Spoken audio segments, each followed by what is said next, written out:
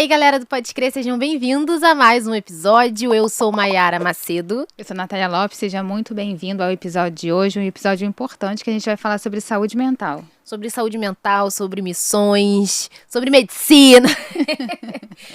Mas antes da gente começar o nosso bate-papo, você vai lá se inscrever no nosso canal, por favor, deixar a sua curtida nesse vídeo, seu comentário, maratone também todos os outros episódios, ative o sininho de notificação e siga a gente nas outras redes sociais, Instagram e TikTok, podecrer.ofc.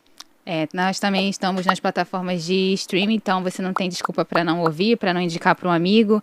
Spotify, Deezer, Amazon, estamos em todas. Aproveitar para reforçar que a gente está chegando no final do ano e todo mundo gosta de ficar postando aquela retrospectiva do Spotify. Olha que maneiro você postar sua retrospectiva com o Pode Crer lá nos podcasts mais ouvidos. Vai ser repostado. Vai ser repostado, tá? Faça esse favor. Beijo. É isso, no episódio de hoje a gente recebe o pastor Tiago Chagas, que está lançando um livro sobre ansiedade, é pastor da igreja Doxa Global Church no Paraná. Muito bem-vindo, pastor. Alegria estar aqui com vocês, prazer, Maiara, Natália? Isso. Acertei, né? Maiara e Natália. Dupla sertaneja. É dupla sertaneja, Que bom estar aqui, prazerzaço, parabéns pelo trabalho, eu acompanho. Obrigada. Tem alguns amigos que já vieram aqui, é uma honra estar aqui com vocês hoje. Obrigada, pastor. Pastor, começa a falar do seu início. O senhor nasceu numa família cristã, tem familiares pastores? Sim, eu sou a terceira geração de cristãos da minha família, né? Nós nascemos na Assembleia de Deus e eu cresci nesse ambiente, graças a Deus pela minha avó, pela minha mãe. Na verdade, a minha mãe foi a primeira que se converteu na família dela toda. Ela é a segunda filha de 9 irmãos.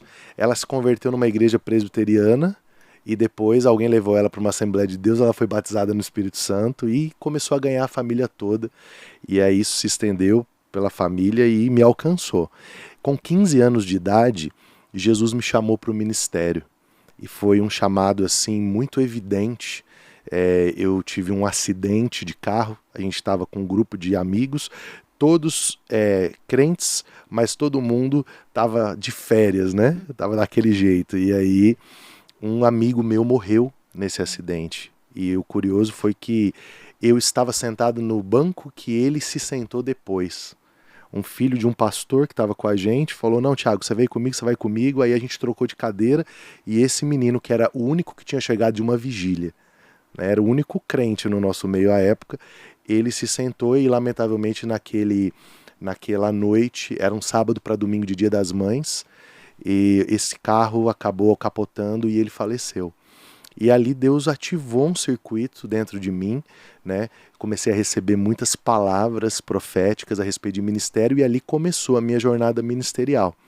3 anos depois me falaram que existia um centro de formação de pastores na Assembleia de Deus em Pindamonhangaba, que era o seminário mais antigo da Assembleia de Deus, o IBAD, e eu fui para lá, fiquei lá 4 anos, me formei, depois fui estudar direito, depois fui fazer missão, e aí foi uma jornada, já vai aí quase 25 anos para frente. Antes de falar sobre o pastor, nesse acidente você se questionou muito? Porque ele, não eu? Ou por... Sim. Como que ficou isso na sua cabeça? Eu tive uma crise muito forte, né? Porque quando ele morreu, eu pirei, na verdade, no fato de que eu estava sentado na cadeira. Então eu não conseguia elaborar muito. E eu sempre falo para a galera ao meu redor que a palavra de Deus, ela tem o potencial de interromper ciclos de morte. Porque no dia que eu recebi a primeira palavra profética a respeito do meu ministério, eu tinha decidido que eu ia tirar minha vida. Porque eu não conseguia conjugar o fato. Eu vi o velório, então eu vi aquela mãe desesperada na beira do caixão, e eu dizia, esse caixão é meu. Como que essa mulher está nessa situação? E aí eu fiquei muito mal, eu ia todos os dias ao cemitério. Parava em frente, às vezes eu entrava, sentava, e aquilo foi me consumindo, sabe, um espírito de morte mesmo tentando me tragar. E aí a minha mãe chegou um dia para mim e falou, vamos para um culto, vai ter um missionário na igreja. E eu falei, fui, e no caminho eu disse, Deus, se o senhor não falar comigo hoje, quando eu sair daqui eu vou na rodovia, vou me jogar embaixo de um caminhão. Tava traçado o plano. E aí no meio do culto, no final o cara olhou para mim e falou, você que tá aí atrás, vem aqui na frente. Eu falei, vai revelar todos os meus pecados, né? E eu fui. E aí olha só que muito forte, muito profético. Ele falou assim, olha, Deus me mostrou você dentro de um cemitério e um caixão descendo, e você andou até a calçada do cemitério e veio um anjo do céu com uma Bíblia dourada e colocou em cima da sua cabeça. E no tempo do Senhor ele vai tirar você do meio dos teus parentes, ele vai levar você para um lugar para você estudar, e de lá ele vai te enviar por várias nações da terra, você vai ser uma ferramenta. E ali, aquilo que era a morte ganhou sentido. Então sim, eu tive uma crise muito pesada, mas ela foi interrompida por uma palavra de Deus, e ali foi onde o ministério começou, graças a Deus por isso. E o seu ministério sempre teve foco, acho que não sempre, né? Mas você sempre priorizou essa questão da saúde mental, justamente por essa experiência que você teve? Não, aquilo para mim foi uma coisa muito rápida, né? Eu sempre fui um cara muito de bem com a vida, sempre gostei muito de viver, e ali ativou o ministério, né? E com ênfase na palavra. Então, os 3 anos seguintes, eu comecei a ler a Bíblia em casa e comecei a pregar e comecei já a viajar, e foi quando eu fui parar no IBAD, né? Eu não sei se a maioria vai conhecer, mas a Assembleia de Deus, ela teve por muitos anos, por 58 anos, como centro de formação mais importante dos seus pastores, o Instituto de Pindamonhangaba, que fica aqui no Vale do Paraíba, né? Pastor Samuel Câmara, Idecaso Takayama, Elenay Cabral, esses pastores todos estudaram lá em Pinda. Foi uma escola fundada por uma missionária americana, casado com um pastor brasileiro, João Colenda Lemos, Ruth Doris Lemos. Então eu fui para lá e ali começou uma ênfase no ministério da palavra, ensino.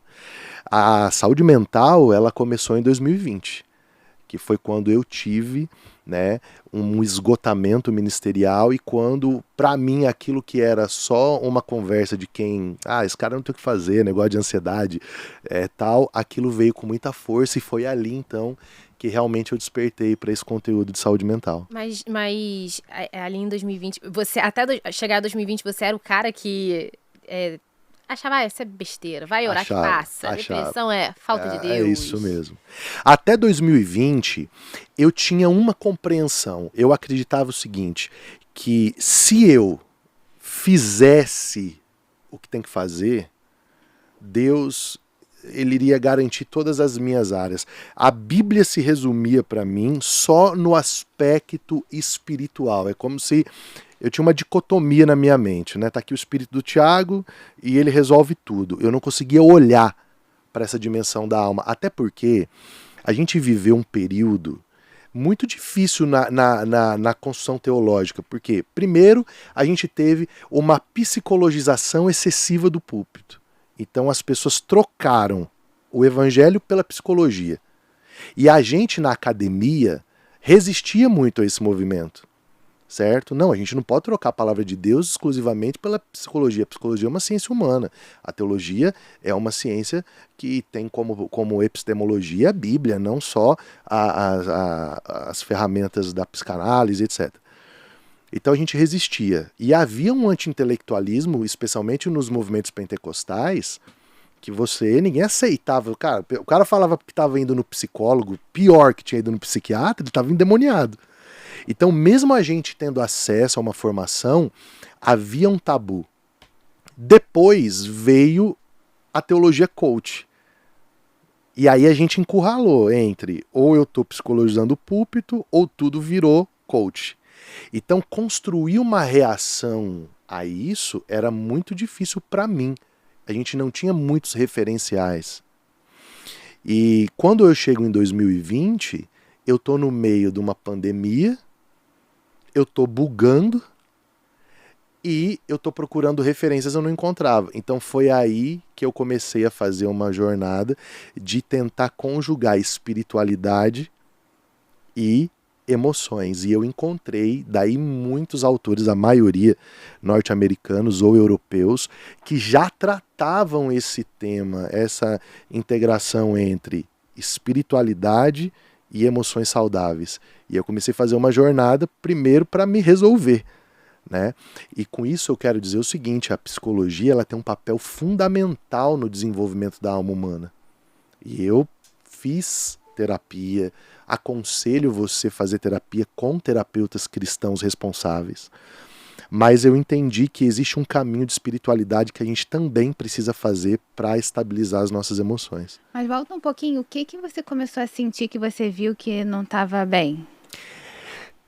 Foi assim, 2020 foi para mim um ano muito intenso, né? Eu entrei na pandemia e logo na primeira onda da pandemia morreu muita gente da igreja. Ou gente que era membro da igreja, ou gente que era parente de membro da igreja. Já na doxa. Lá em Foz do Iguaçu já. E aí o que acontece? A gente começou a experimentar. Nesse tempo eu fazia parte de um outro ministério. E eu comecei a experimentar as pressões da pandemia de ter que enterrar muita gente. Só para você ter uma ideia, até julho de 2020, nós sepultamos 28 pessoas. E eu fiz uma escolha. Eu tinha qual escolha? Eu falava, cara, ou eu vou ficar dentro de casa e vou deixar o rebanho se virar sozinho, ou eu vou para dentro da realidade da vida da igreja. Eu já desenvolvi um trabalho com universitários no Paraguai, então eu tinha um grupo gigante de universitários que estava preso do lado de lá da ponte. Eu estava me relacionando com eles só pela internet e eu tinha gente morrendo muito no Brasil. E eu comecei a me relacionar com as situações de morte. E de muitas situações que eu vivi, uma foi o estopim. Eu sepultei uma menininha de 3 meses. E quando eu voltei daquele sepultamento, a minha filha mais velha, ela hoje tem 7 anos, mas ela tinha quase 2 aninhos. E quando eu cheguei do sepultamento em casa, minha filha veio na minha direção. E naquela hora, eu conjuguei o fato de que se aquele casal tinha perdido aquela criança, eu podia perder a minha filha a qualquer momento. E eu só tive, assim, uma sensação ruim. Nada gritante, mas foi uma sensação ruim. Isso era mais ou menos julho. Quando chegou outubro, a minha filha contraiu Covid. E aí ela teve um quadro gastrointestinal muito agudo. Então você imagina uma menina de quase 2 anos de idade, ela defecava tipo assim 12, 13, 14 vezes ao dia. Caramba. E eu tava positivo e a minha esposa não. Então eu isolei minha esposa e fiquei com ela ali na sala. Cuidei o primeiro dia, o segundo, o terceiro, o quarto. Quando foi mais ou menos no 6º dia, ela teve uma situação muito ruim. E quando eu terminei de ajudá-la, eu cheguei na sala do apartamento e eu comecei a ter uma coisa que eu julguei que era um ataque cardíaco. Por quê? Eu comecei a sentir todo o meu corpo formigar do meu queixo para baixo. Assim, eu não sentia esse braço, eu não sentia. Assim, um aperto no peito muito violento. As minhas vistas começaram a escurecer e o meu coração disparou num nível que eu não conhecia. Você estava tendo uma crise de ansiedade. Eu estava tendo uma crise de ansiedade, mas eu não fazia ideia. Na minha cabeça eu estava infartando. Eu dei um grito no apartamento, amor, eu tô morrendo. Aí ela saiu do isolamento, veio, e eu com muita dificuldade peguei a chave do carro e fui. O hospital da Unimed ficava 2 quadras do meu apartamento. Quando eu cheguei lá, minha pressão estava 22/11. E aí começou todo aquele protocolo de emergência, tal, pá, me colocaram numa salinha e veio alguém, colocou um remédio na minha boca e eu tava pronto para morrer. Sabe, quando você fala, hoje eu vou morrer. Porque até então na minha cabeça era o quê? O Covid complicou e eu vou embora. Só que aí depois de uns 5, 10 minutos, todos aqueles sintomas começaram a passar e eu fui ficando flat. Daí o médico entrou. Aí eu falei, doutor, eu vou morrer? Ele falou, você vai, mas não hoje. Aí eu falei, e o que eu tive? Eu tive um ataque cardíaco? Ele falou, não, você teve uma crise de pânico. Aí ele olhou pra mim e falou assim, o que você faz da vida? Eu falei, eu sou pastor. Aí ele falou assim, aí ele pegou na minha mão, nunca vou esquecer.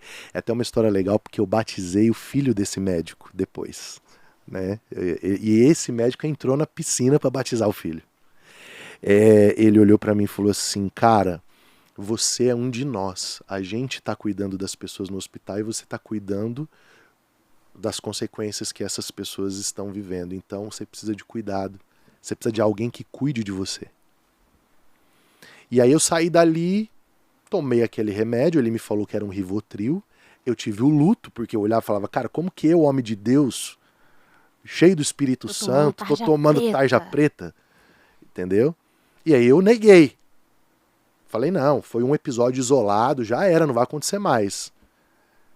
As semanas subsequentes eu passei a ter uma crise daquela a cada 3 dias. 1 ano e meio, mais ou menos, foi o epicentro de tudo isso. Eu fui uma vez, aí depois de uns 3 anos, levar minha filha por causa de uma coisa de criança no hospital, uma febre, e aí tinha pouca gente, aí eu perguntei pra atendente, você consegue puxar meu prontuário? Quantas vezes eu vim aqui? Aí ela, puxo, aí ela pegou, puxou, ela fez assim, o senhor veio aqui 49 vezes? O que o senhor tem? Tinha dias que eu ia com enxaqueca que só passava com morfina. Tinha dias que eu ia com crise de pânico. Tinha dias que eu ia com dor no corpo inteiro. E aí o que eu entendi? Eu entendi que eu sou homem de Deus. E a dimensão humana precisa ser vista.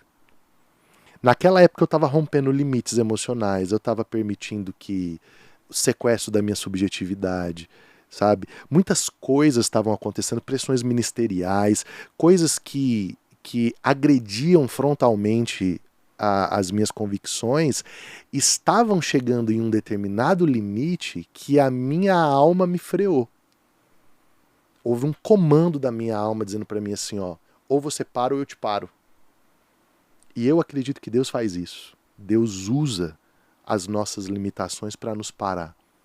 E ali eu tive que fazer um reset de tudo. Eu preciso de novos limites, preciso de gente, eu vou mostrar uma foto para vocês depois. Eu pesava 158 quilos. Você não tem noção. Depois eu mostro para vocês. Tem que mostrar para o pessoal ver a reação. A galera olha e fala assim, não é você. Então, aí foi quando eu despertei para a realidade da saúde mental. Eu acho muito interessante quando o pastor fala sobre a questão dos sintomas, porque às vezes eu tenho transtorno de ansiedade generalizado, que não é a ansiedade normal, Não, é um a TAG, ansiedade né? diagnosticada, Sim, né? Quando sim. a ansiedade ela passa a ter sintomas físicos, Sim. né? E às vezes você fala que tem ansiedade, as pessoas acham que, tô nervosa, querendo que alguma coisa... Não. Não é, né? É bizarro, tem sintomas absurdos. Você, inclusive, pode desenvolver outras doenças a partir da ansiedade, né? E você passou a ter um olhar mais... um olhar de mais empatia para as pessoas que Total, sofrem de ansiedade. Como é que foi essa virada de chave para essa questão? Quando eu lutei com o diagnóstico, né? Então, primeiro foi a negação. Eu recebi, né, o diagnóstico de TAG na época. E, na verdade, hoje, quando eu converso com psicólogos, muitos médicos, né, por causa do fenômeno lá do Paraguai, que a gente vai falar daqui a pouco, eu tenho muito médico que congrega comigo. E eles dizem que eu tive um burnout, né? Eles falam assim, ó, você esgotou num limite que você nem sabe, e o que evidenciou o seu esgotamento foi a ansiedade. Mas, na verdade, foi um esgotamento geral, né? O que mudou? A experiência gera compaixão. Essa é uma frase que hoje ela me acompanha. Então, enquanto você não experimenta uma realidade, você nunca vai conseguir ser empático o suficiente. Então, hoje, quando eu aceitei esse diagnóstico e eu tive uma terapeuta que me ajudou muito a fazer esses caminhos, eu cheguei a qual conclusão? Os maiores ministérios que a gente viu naufragar ao longo da história recente da igreja, eles naufragaram por indolência com a saúde emocional. E isso é padrão bíblico. Você pega, por exemplo, Saul foi cheio do Espírito Santo, profetizou, mas ele destruiu o reino dele porque ele não tinha inteligência e resistência emocional. Sansão foi cheio do Espírito Santo, fez coisas inimagináveis, destruiu o seu governo como juiz porque ele não tinha governo sobre as suas emoções.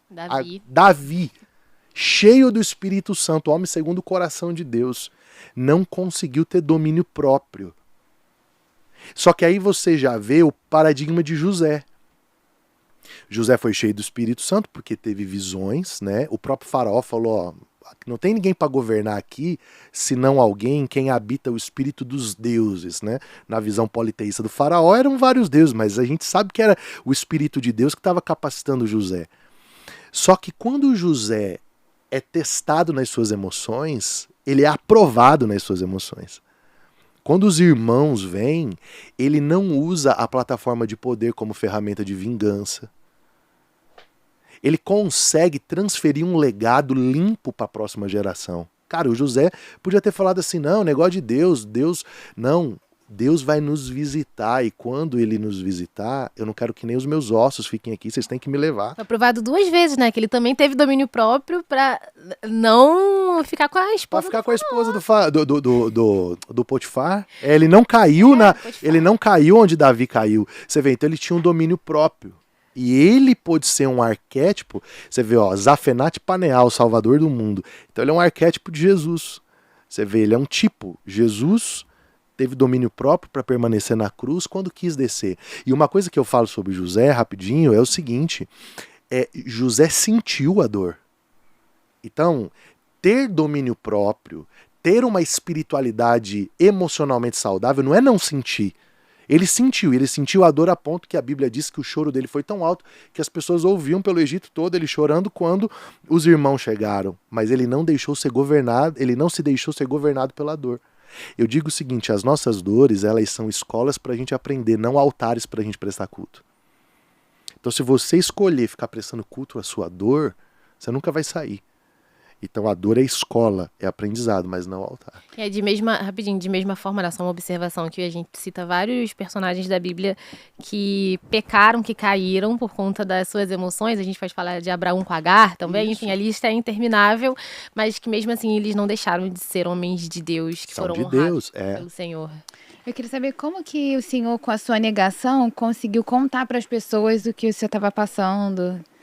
No início eu não contava, né? Como que foi depois desse No ano e meio, talvez? primeira etapa foi ir em cardiologista, neurologista e tudo que você puder imaginar para achar um diagnóstico que fosse físico e que eu pudesse dizer para mim mesmo e para quem já estava percebendo que eu não estava bem, que não era emocional.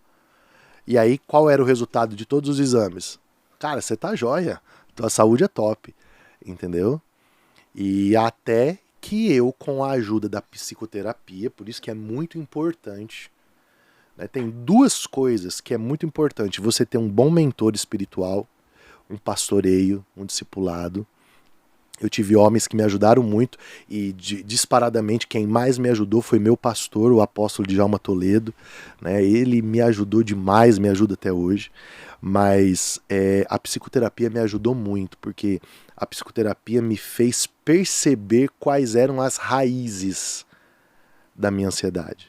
Então, a partir da psicoterapia eu comecei a negar, eu parei de negar, eu percebi que eu poderia falar disso.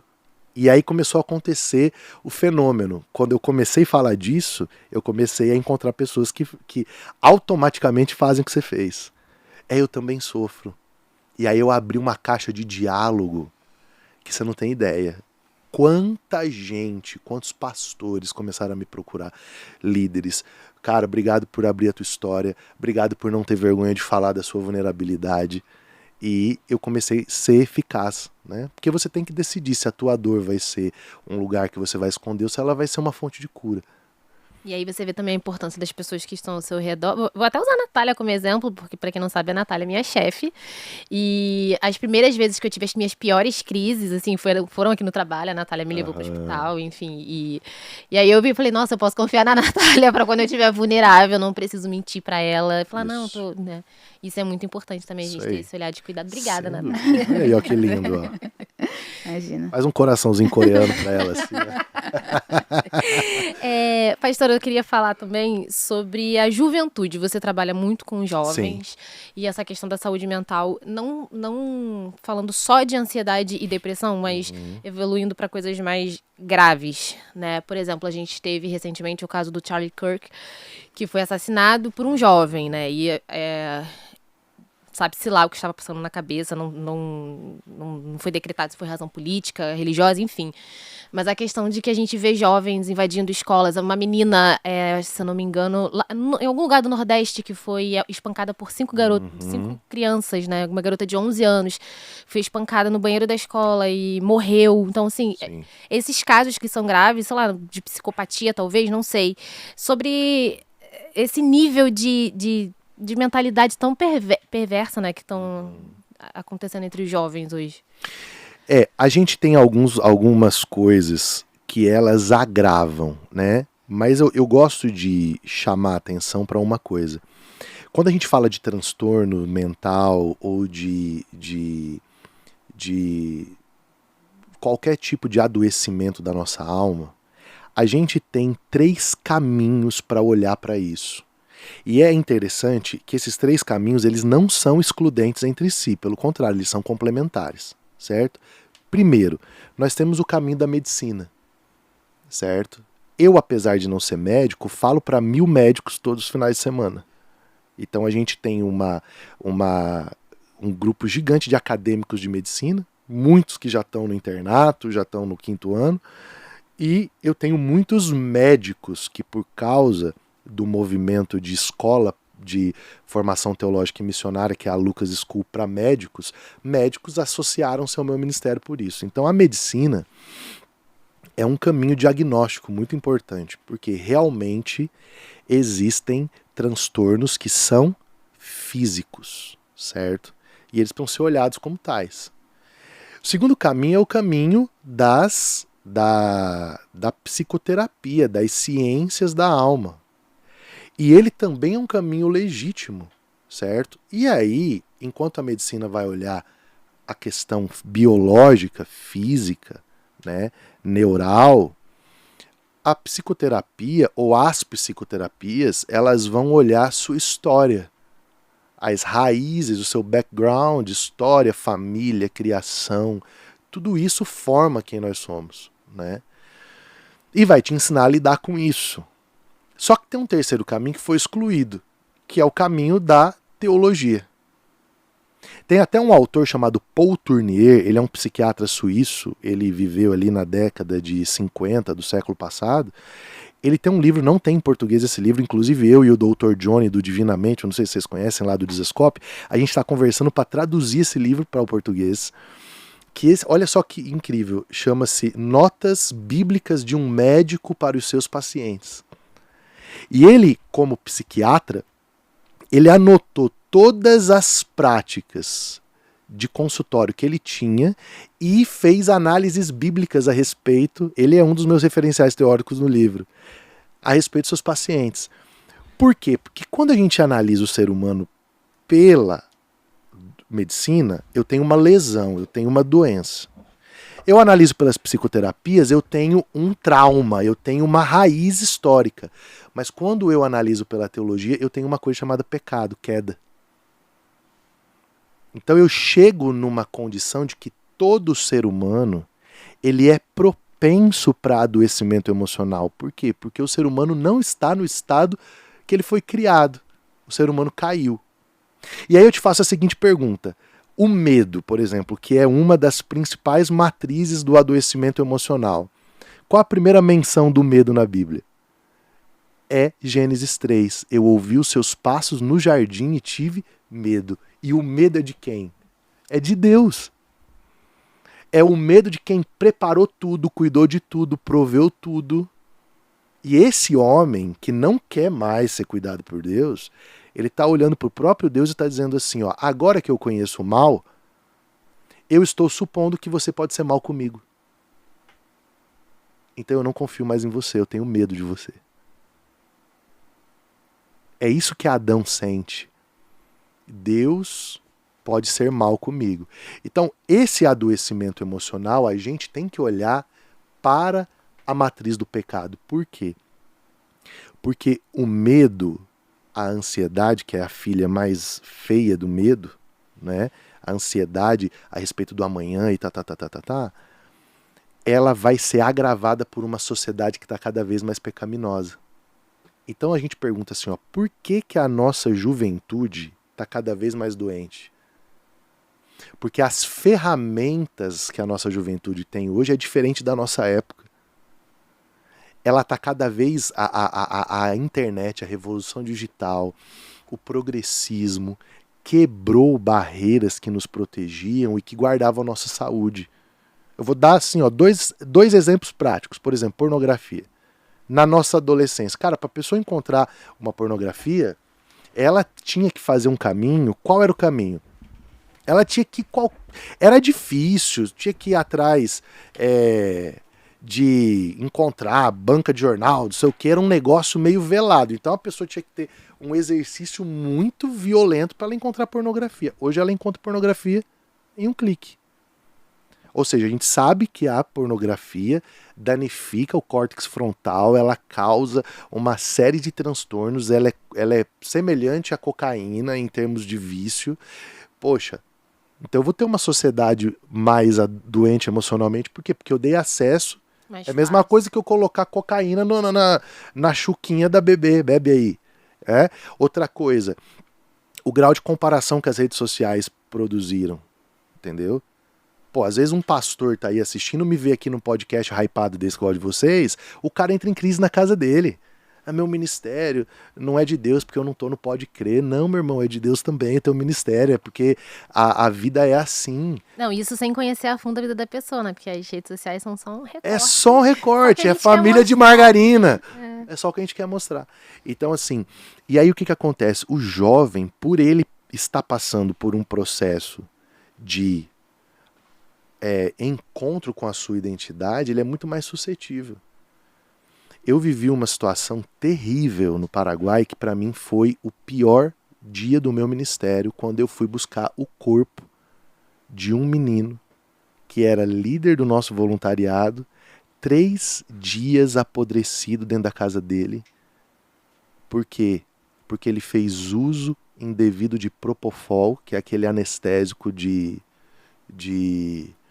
É o mesmo que matou o Michael Jackson. mesmo que matou o Michael Jackson, que usa para endoscopia, e a gente não sabe até hoje se ele atentou contra a própria vida ou se ele errou a mão na dose, porque queria dormir profundo e acabou exagerando na dose e foi encontrado nessas condições, certo? Então eu tive que, em outro país, encontrar o corpo de um menino lindo, maravilhoso, sabe? Que estava debaixo do meu nariz e eu não conseguia perceber. Mesmo com todo o aparato.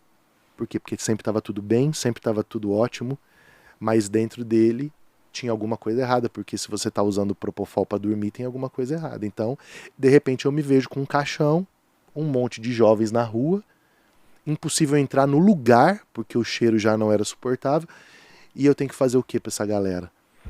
Então, é um grito real, e eu te digo, assim, ó, se os pais não encararem com seriedade a jornada de educação emocional dos seus filhos, a próxima geração vai vir pior que a nossa. Esses ocorridos, então, podem acontecer com uma frequência maior ainda. Muito maior. Porque a gente vê essa questão da comparação nas redes sociais cada vez maior também, né? E acho que um caso acaba incentivando outros casos. Então, é tudo muito difícil. E a dificuldade do jovem se abrir também, se expor. O senhor que conversa com muitos jovens, como que o senhor consegue ajudá-los nesse sentido? A minha leitura é que, assim, o jovem, e quando a gente fala de adolescente ali de 12, 13 anos, já é diferente, né?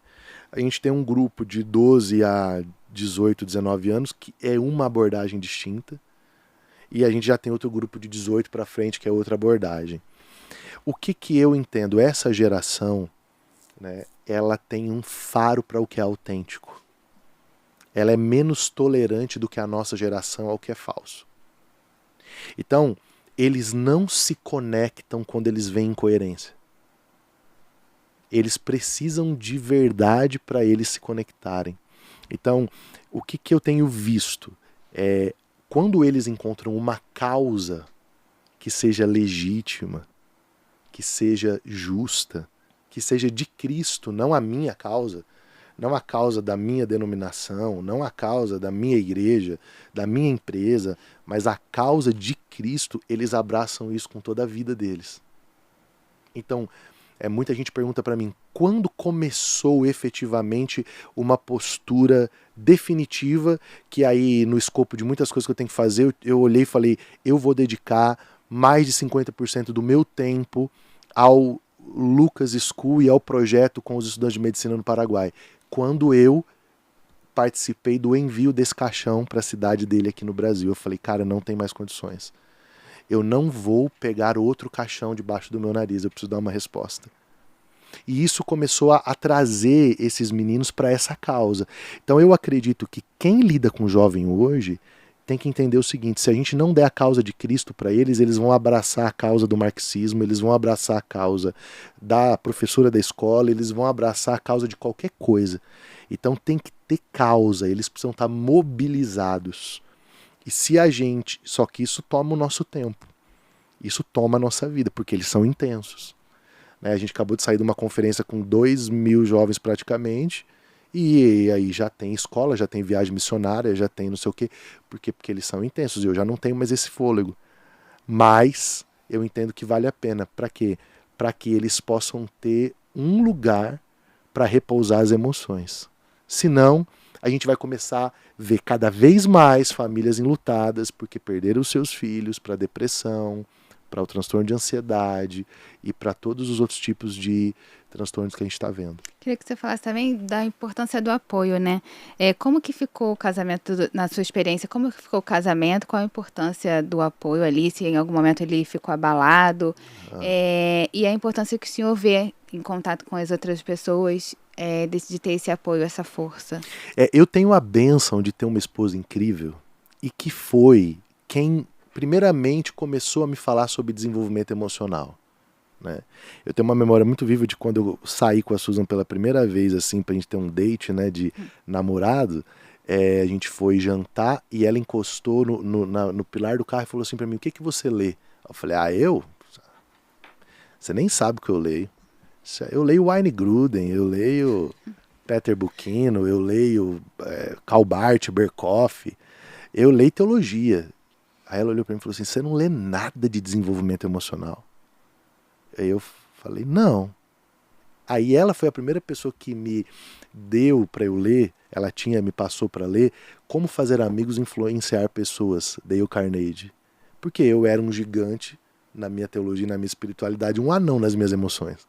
Então ela começou a me puxar para esse mundo. Quando veio a crise, o nosso casamento não abalou, porque ela me ajudou muito, tanto que a dedicatória do livro eu fiz para ela. Pode, quer ver, ó? É lindo, ó. Eu escrevi aqui, ó. Olha só. A dedicatória. Cadê a dedicatória? Tá aqui, ó. A minha esposa Susan, que foi uma âncora para a minha alma durante os períodos mais difíceis da minha vida. Ela me suportou durante crises intermináveis de pânico, me deu seus ouvidos de presente em uma escuta ativa e misericordiosa e sempre profetizou dizendo que a minha cura dependia de um batismo completo na segurança eterna de que sou amado por Deus em Cristo. Obrigado por me mostrar que a soberania de Deus é o lugar mais seguro para mim. Então ela foi uma voz de misericórdia. E foi ela que chegou para mim e falou assim, ó, você precisa de psicoterapia. Então o apoio é fundamental. Quem recebe no meio de uma crise, tipo, você tá ficando louca, isso aí é frescura, tal, cara, essa pessoa só vai piorar. Então, se você tá aqui assistindo, você não entende, silencia. Procura alguém que entenda. Por quê? Porque a alma humana é complexa. E outra coisa, não dá pra tocar sem saber pra onde vai levar. Porque às vezes você deixa um monte de caixa aberta, a pessoa fica perdida no meio do processo. Então, o apoio é fundamental para qualquer tipo de transtorno. Pastor, queria falar agora também um pouquinho do seu projeto no Paraguai, que acho que de certa forma é um projeto missionário. Total. E que tem muita relação com os estudantes de medicina. Isso. Que são estudantes também muito propensos a terem aí problemas de saúde mental, por conta do ritmo de estudos, Sim. né? Então, eu queria que o senhor falasse um pouquinho sobre como foi que Deus te direcionou para o Paraguai, especificamente. Como é que esse projeto do Lucas School começou? Quando eu era pastor em Fortaleza, né, nós já tínhamos uma igreja muito bem estabelecida em Fortaleza, e quando Jesus me chamou para ir para Foz do Iguaçu, eu estava, em 2019, eu cheguei em Foz do Iguaçu, eu conheci um moço chamado Patrick. E o Patrick era um estudante de medicina. E eu sempre tive uma facilidade para me comunicar com a geração de jovens, né? E eu olhei para o Patrick e falei, Patrick, quantos estudantes de medicina tem aí? Aí ele me falou esse número. Ah, pastor, fala assim, cerca de 20 mil. E eu disse assim, e vocês têm células universitárias? Ele falou, temos. E aí eu fiz uma pergunta, falei, mas quem cuida das células? Tem alguém que cuida de vocês? Ele falou, não, a gente cada um por si. Tem cara que chegou aqui, abriu célula e agora já tá na boate, desviado, tal. Tem filho de pastor que veio para cá e tá perdido. E aquilo me comoveu. Aí eu falei para ele assim, falei, cara, você não topa a gente reunir esses líderes de células universitárias pra gente fazer uma janta e eu conhecer todo mundo? Aí ele falou, claro. Ele era líder de um movimento estudantil, ele reuniu todo mundo, a gente foi para uma cidade do lado de Cidade do Leste chamada Hernandárias. Tem um casal que eu amo muito, que é o Sérgio e a Paula, é a primeira família que nós discipulamos no Paraguai, eles estão com a gente desde aquela época. E eles têm um terreno muito lindo, é um lugar muito lindo, com um lago, e eles financiaram uma janta de gala. Então você imagina, aqueles meninos, a maioria vendendo almoço para pagar a janta, eles chegaram naquele condomínio fechado, padrão Estados Unidos, com um garçom servindo, eles piraram. Eles sentaram, a gente jantou, eu chamei eles, falei, agora vamos orar. Isso em 2019. Quando nós começamos a orar, no meio deles tinha um paraguaio, Josias. E o Josias, ele dava soco no chão assim, ele gritava, Deus, o Senhor já avivou o Brasil. Deus, o Senhor avivou a Argentina. Deus, o Senhor avivou a Colômbia. O Senhor não faz nada no meu país. E as lágrimas desciam. Eu fiquei olhando aquele menino orar. Aí eu disse assim, Deus, se o Senhor quiser me usar, pode me usar, eu tô aqui. Essa oração desse menino precisa ser respondida. E quando a gente levantou, foi um mover de Deus muito forte. Eu disse assim, eu vou cuidar desses 20 líderes. Só. É o que eu aguento fazer. E eu criei um grupo de WhatsApp e comecei a discipulá-los. E aí as coisas começaram a crescer, esses grupos foram se tornando reuniões maiores, até que deu a pandemia, nós ficamos online. Quando terminou a pandemia, eu fazia live, como todo mundo no mundo fazia live, né? A igreja era live. Termina a pandemia, eu vou para Fortaleza fazer o casamento do meu irmão. Eu recebo uma ligação, aliás, a minha esposa recebe uma interação no Instagram, que se torna uma ligação de uma pessoa que disse assim, ó, vocês são os nossos pastores, já faz 7 meses que a gente está congregando na live de vocês. Queria marcar uma janta, nós jantamos com essa família, para encurtar a história que é longa.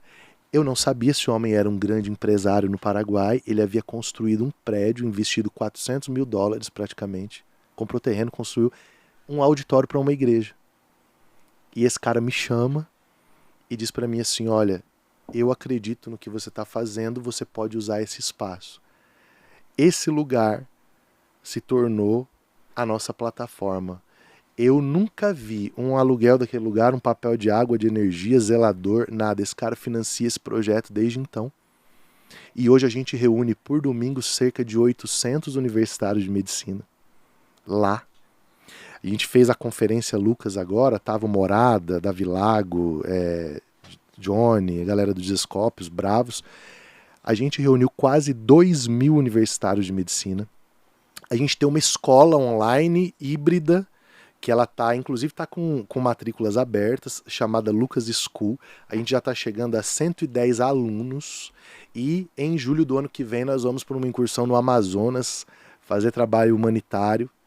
Então, eu comecei a encontrar nesses meninos um lugar para que o Espírito pudesse visitá-los. E aí o que começou a acontecer? Jesus começou a salvar.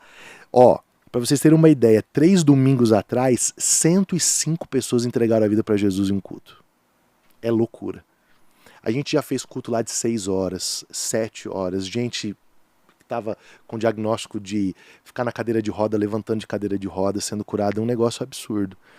E por que de tudo isso? Porque eu descobri que anota esse dado, isso é uma pesquisa de Harvard, 50% dos estudantes de medicina no mundo sofrem transtornos depressivos ou ansiosos. É 50%. A minha pergunta é: qual é a sanidade mental das pessoas que vão cuidar da gente? Então, eu estou disposto a, junto com o grupo, claro, né, não sou só eu, é um movimento, de cuidar de quem cuida.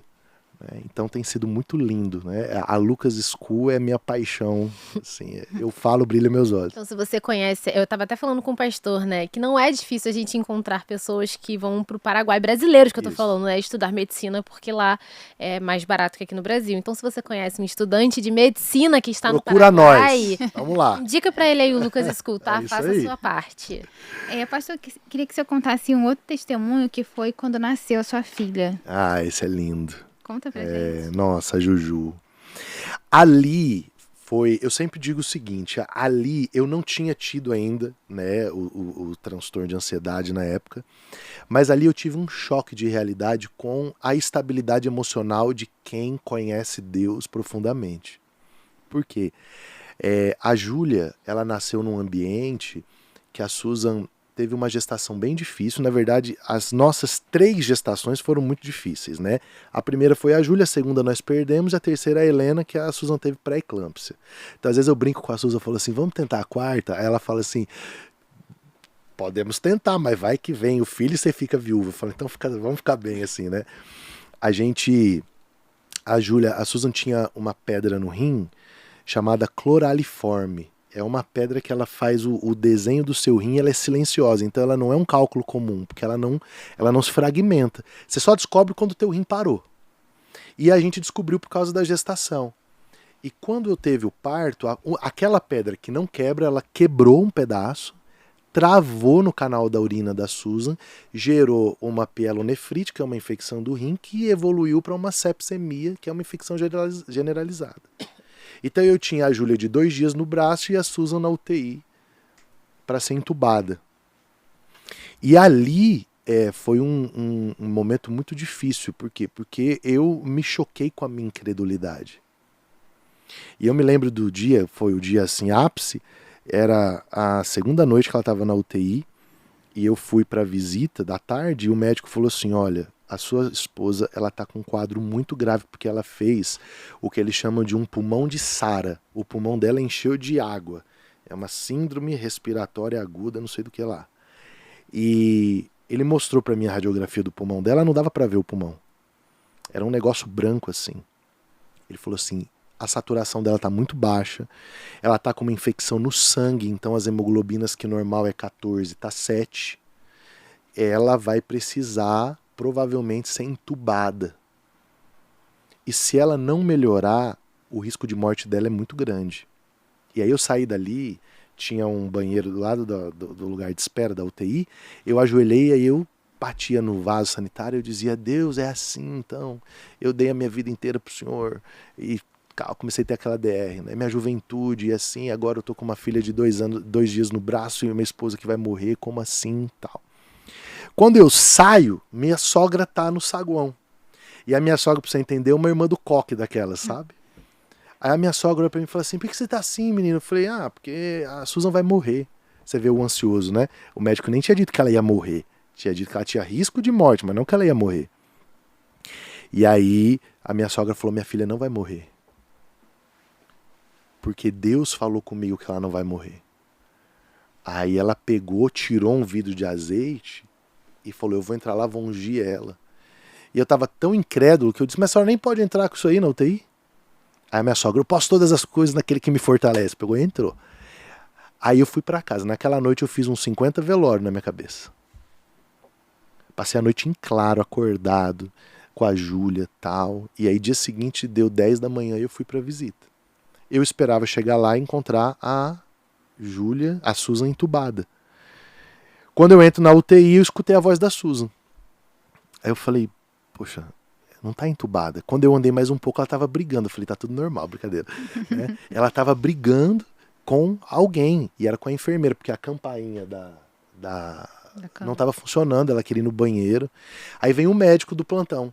Você que é o marido da Susan? Eu falei, sou. Ele falou, graças a Deus você chegou, porque ela tá estressada e tal. Eu falei, então, doutor, mas eu achei que ia chegar aqui, ia estar morta, entubada, o que aconteceu? Aí ele falou, cara, vem ver, vou te mostrar um negócio. Aí ele me levou na salinha, aí falou, isso aqui é a radiografia do pulmão dela que nós tiramos ontem de manhã. Eu falei, essa aí eu vi. Ele falou assim, essa daqui é a de hoje. O pulmão dela tava limpo. Ele falou, cara, a gente nunca viu ninguém se recuperar tão rápido. Aí eu olhei e só lembrava da minha sogra, né? Aí eu disse assim, e agora? Ele falou, não, hoje à tarde ela já vai pro quarto. E aí eu saí dali, fui com ela, fiquei, foi pro quarto, foi pra casa. E ali foi a primeira vez, porque daí eu olhava pra minha sogra e eu me questionava o seguinte, eu falava assim, como que na hora que as minhas emoções foram pro limite, eu agi de uma maneira tão ruim e ela, que era a mãe, agiu de uma maneira tão diferente. E aí o Espírito Santo falou comigo naquela hora, ele disse assim, é porque você não me conhece no nível que a tua sogra me conhece. Então se você para pra pensar, vamos fazer uma análise. Você encontra essas irmãs de oração aí. Essas mulheres enfrentam coisas, gente, que a gente não enfrenta. Só que elas têm uma fibra que muitos não temos. Por quê? Porque muitos não têm. Por quê? Porque a gente não tem a vida espiritual que essas pessoas têm. Então é por isso que eu faço uma defesa. A saúde mental, ela tem que ser integrativa. Se você vai só tomar remédio para ansiedade, você vai viver entupido de 5, 6, 7... Gente, eu encontro jovens hoje que você conversa com eles, eles estão assim, ó. Cara, os psiquiatras estão dando 4, 5 tipos de ansiolítico, antidepressivo, e a galera tá dopada, tá vivendo em looping. Deixa eu pegar aqui rapidinho. E aí o que acontece? Cara, você olha e fala assim, tá, eu entendo que o remédio é importante, certo? Teve um momento que o remédio foi importante para mim, para me tirar da crise. Mas eu me lembro muito bem quando essa terapeuta cristã, né, e como é importante, estudem, pelo amor de Deus, psicologia, o pessoal aí, ela olhou para mim, ela disse assim para mim, Tiago, o remédio é uma muleta. Você precisa aprender a viver sem ele. Ela foi a voz de Deus para minha vida. Mas ao mesmo tempo, né, a gente não precisa demonizar não, o remédio. Claro que não.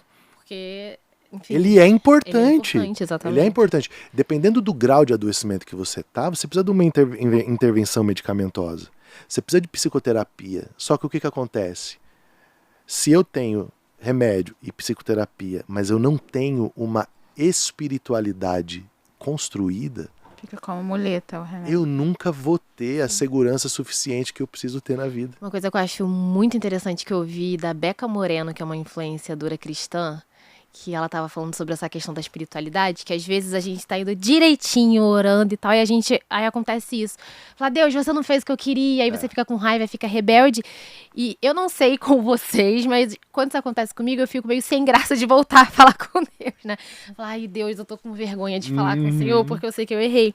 E aí ela tava falando que, cara, Deus sabe que você é uma farsa, Deus sabe que quando você agiu daqui, Deus sabe de tudo. Então, assim, Deus é pai. Deus é pai. Então, em vez de você ficar com vergonha de chegar a ele, chega nele falando, pô, tô com vergonha.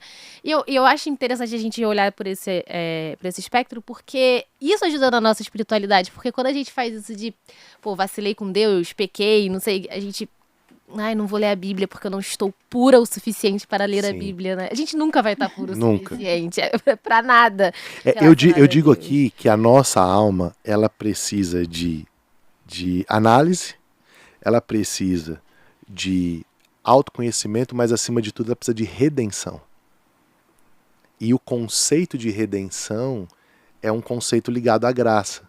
Então quando eu conheço a graça de Deus, eu sei que ele é um pai. E esse pai, eu tenho 2 filhas, independente do que as minhas filhas fizerem. Não importa. Elas são minhas filhas. E eu sempre estarei ali para estender a minha mão e levantá-las de onde elas estiverem.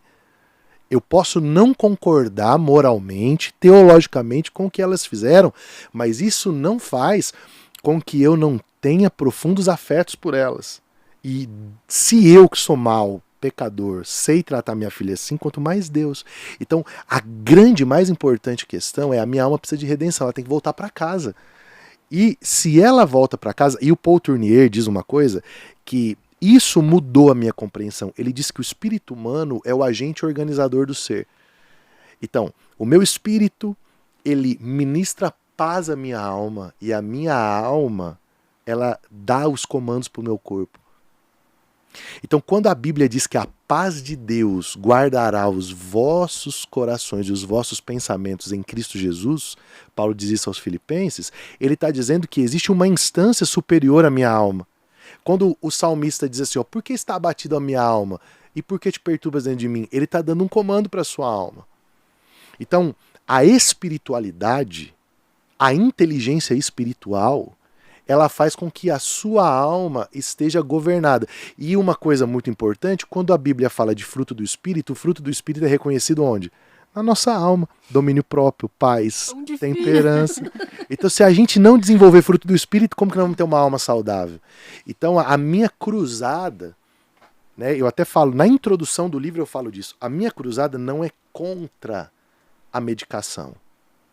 Mas ela é contra a medicação de bolso, do tipo assim, amiga, toma esse... Ah, amiga, você tá precisando de um Rivotrilzinho, toma. Não, não é assim. Tem critério médico para isso. É igual você dar uma amoxicilina com clavulanato toda hora para alguém, vai criar uma resistência bacteriana, a pessoa vai morrer de infecção depois. Sabe, um remédio tarja preta, a gente tá vivendo uma época, você toma Venvance para ficar acordado, Rivotril para dormir. O Venvance, inclusive, entendeu? Eu vi um relato que o Venvance é muito usado entre os estudantes de medicina. Total! E aí eu vi um índice, assim, eu vi relatos absurdos dos efeitos colaterais desse. É um remédio que ele, se eu não me engano, ele é pra quem Ele tem... é pra TDAH. Isso, é pra quem tem TDAH. Isso. E aí os estudantes de medicina estavam usando pra ficarem ligadões Sim. nos estudos, né? Sim. Pra virar a madrugada estudando. Isso é um perigo absurdo, né? Eu chamo isso do doping do bem. Do tipo assim, cara, peraí, é igual o uso de anabolizante. A gente tá vivendo uma sociedade, ó, cara, eu aplico texto pra ficar forte, eu uso Venvance pra ficar acordado, eu tomo Rivotril pra dormir. Peraí, entendeu? Então como que eu posso, como pregador do evangelho, chegar pra você e falar assim, pô, você não pode ser viciado em cachaça. Mas eu sou viciado em Venvance. Então, o medicamento tem critério. O Venvance é útil? É para quem? Para quem tem um diagnóstico. Tem uma miligramagem, ok, que tem que começar, tem que ter acompanhamento, tem que ver como que o remédio performa.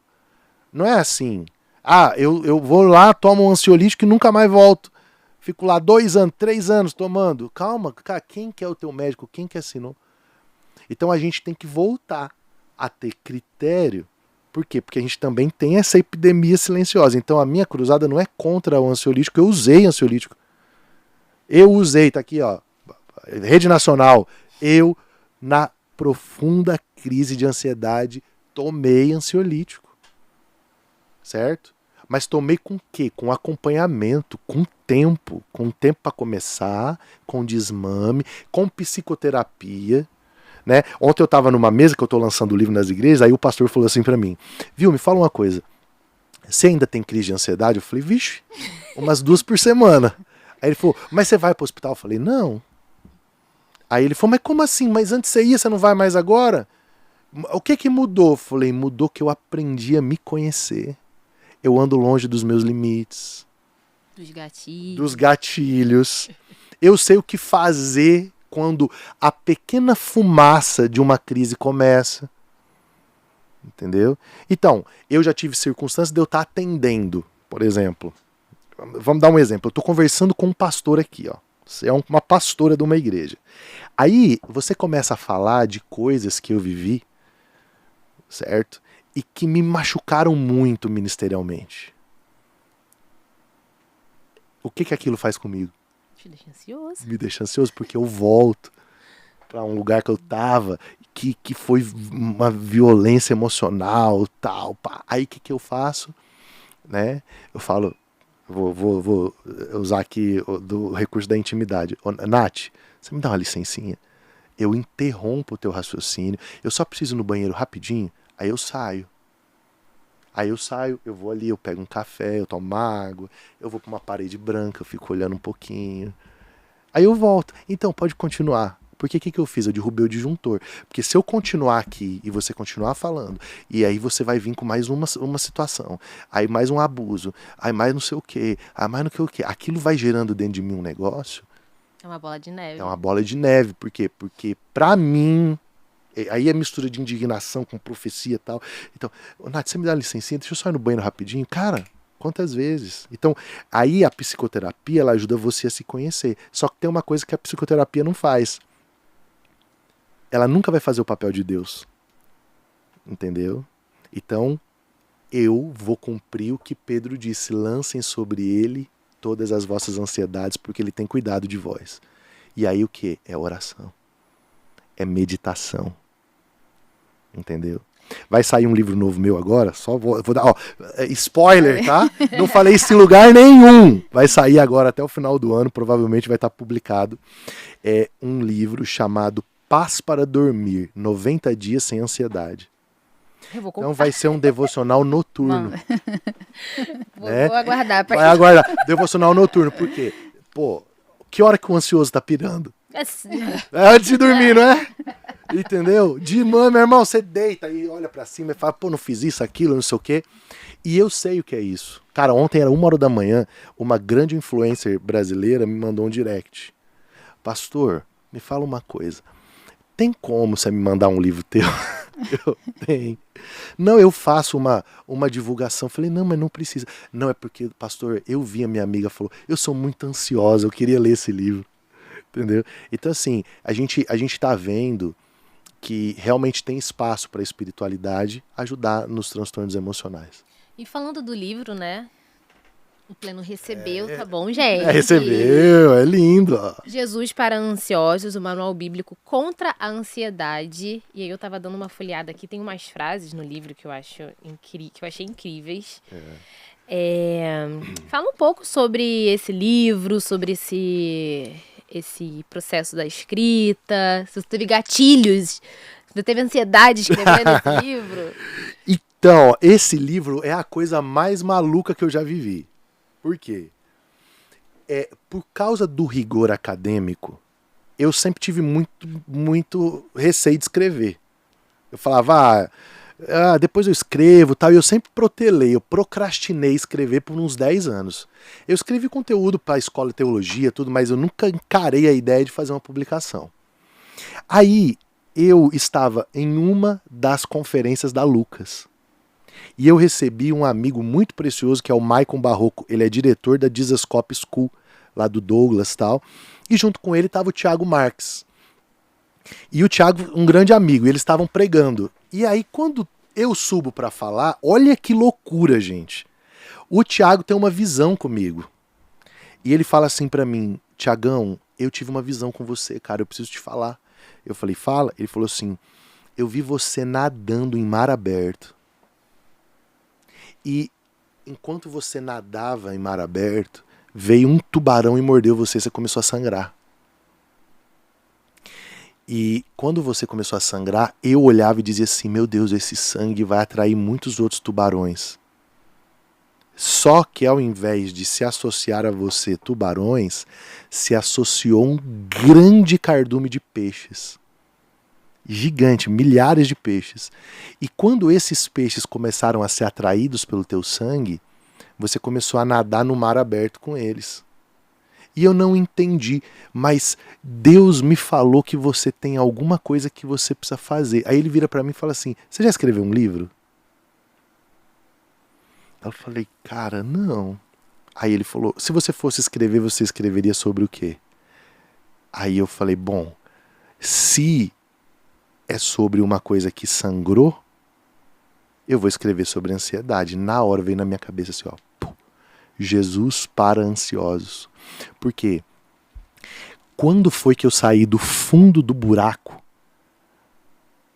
da ansiedade? Eu estava na academia e eu fui ouvir uma mensagem do pastor Hernandes Dias Lopes sobre ansiedade. E ele leu o texto. Não andeis ansiosos por coisa alguma, Lucas 12. Gente, eu já li esse texto, já tinha lido sei lá quantas vezes, mas o texto entrou em mim. Não sei te explicar. Jesus disse, não ande ansioso, Tiago. E por que você está ansioso? E aquilo começou a revolucionar. E eu comecei a pegar o Sermão da Montanha e comecei a ver que o que Jesus estava falando sobre ansiedade era todos os gatilhos da minha ansiedade. O gatilho lá da morte da minha filha, qual de vós, com todos os vossos esforços, pode acrescentar um côvado ao curso da vida de vocês? Eu falei, meu Deus, eu tô pirando à toa. Os cabelos da minha cabeça estão contados. E eu comecei a ter um encontro com a providência de Deus. Então, o que me trouxe sentido para lidar com a minha ansiedade foi Jesus. Então daí vem Jesus para ansiosos. Aí eu peguei e escrevi, comecei a escrever o texto, ele me conectou com o pessoal lá de Bragança, que produzia material para o Desascope e tal, e eu produzi a primeira versão desse livro. Ele era verdinho e tal. Gente, eu não tinha noção do que isso ia virar. Em 6, 7 meses eu tinha vendido quase 5.000 cópias. Eu achava que só minha mãe e minha sogra e a minha esposa ia ler o livro. E aí, o que acontece? Eu ligo um dia pro Davi Lago, né? A maioria conhece aí o Davi, um amigaço meu, assim, uma das pessoas que eu mais amo. E o Davi, eu falo, Davi, eu queria um capista, um cara para fazer uma capa nova. Queria fazer umas coisas legais, tal. Ele me passou o contato de um capista, o Lira, lá de Portugal. O Lira começa a fazer o projeto gráfico do livro, que inclusive ficou lindo. No meio do projeto, o Lira me liga e fala assim, cara, eu preciso mostrar teu livro para alguém, esse teu livro tá muito bom. Aí ele falou assim, eu vou marcar uma reunião. E a reunião era com o pessoal da Editora Vida. E rapidinho, o Renan, um cara amigão precioso, fechamos. A Editora Vida lançou, lançamento nacional, agora 24 de julho. E o livro tá estourado, assim, eu tenho recebido testemunhos de tanta gente esses dias, uma das maiores cantoras sertanejas do Brasil. Eu tô em casa um dia, alguém me manda um print dela lendo o livro, ela me manda um áudio. Pastor, eu ganhei da minha personal esse livro. Sim, pode falar? Ah, não vou falar, não tenho autorização. Depois, em off, eu falo pra vocês. Né?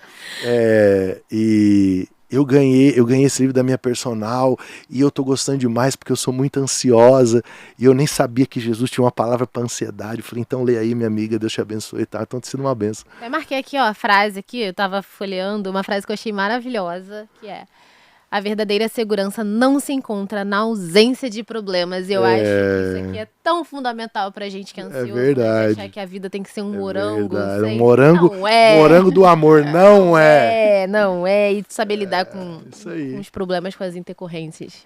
Vamos pro nosso ping-pong? Vamos, Nath.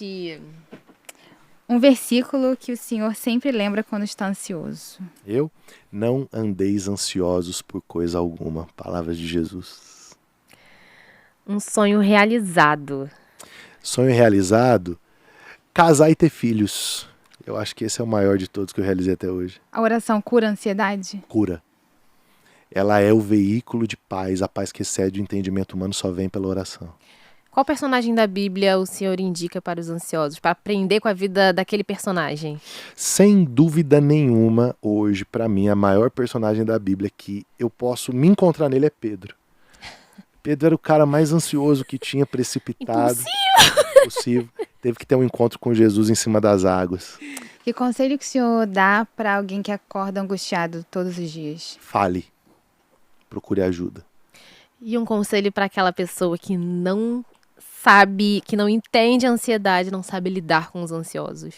Estude. A ignorância é o maior inimigo da saúde. Se você for ignorante, você vai ser doente em qualquer área. Estude. Para encerrar, o que o senhor vai falar quando encontrar com Jesus? Uau. Eu acho que quando eu encontrar com Jesus, a primeira coisa que eu vou dizer para ele é: perdão por não ter feito o trabalho como deveria, mas obrigado por me amar apesar disso. Amém, pastor Tiago, muito obrigada por essa conversa, que eu me identifiquei muito. Que bom. Estou ansiosa para ler o livro. Ó, eu vou assinar para vocês, tá? Quem quiser adquirir, como é que tem que fazer? Todas as plataformas digitais aí, Amazon, Mercado Livre, Shopee, todo lugar tem esse livro. E no site da Editora Vida também tá lá. Tem e-book também? Tem e-book, tem de todo jeito. Ou seja, Perfeito. compre, leia e dê de presente. Quem o senhor quer ver aqui no Pode Crer? Aqui, para vocês entrevistarem, eu tenho algumas pessoas. Posso falar 3? Pode. Eu acho que seria incrível. Davi Lago, já veio? Não, tá pra ver. Davi tem que vir. Davi é a mente mais brilhante da igreja evangélica brasileira. O dia que você sentar com o Davi, depois você vai me falar. Né? Então, disparado, Davi Lago. Brunão Morada já veio? Não. Vou mandar uma mensagem pra ele na hora que eu sair daqui. Falamos dele hoje. Falamos dele hoje. Peraí, vou mandar agora. Registrem isso. Ó, grava aí. Na Marcha pra Jesus, há 2 anos, eu falei com o Brunão. Tá, tô te esperando aqui, Brunão. Brunão Morada, ó. Tá vendo? Manda um áudio aí, fala, Brunão. Ô, Brunão, eu tô aqui no Pode Crer. E eles estão desesperados aqui para ter você sendo entrevistado. E eu falei que isso é a melhor conversa que tem no Brasil aqui. Então, arruma uma data se estiver pelo Rio aqui. Vem aqui, as meninas são top, tá bom? Show. A mesa tá aqui esperando pelo Brunão. Brunão. E a última pessoa que, na minha opinião, vocês deveriam ter aqui. E vocês vão sair dessa conversa, vocês vão dizer assim: encontrei um anjo de Deus. Maicon Barroco, diretor da Jesus-Cop School, o maior coração missionário que tem no Brasil. Ele aproveita e vem com o Douglas. O Douglas eu já não me responsabilizo. Pastor, muito obrigada. Mais uma Alegria. vez, você não deixe de compartilhar esse vídeo para os ansiosos que você conhece e para quem não é também. E é isso, beijo e até o próximo episódio. Tchau. Tchau.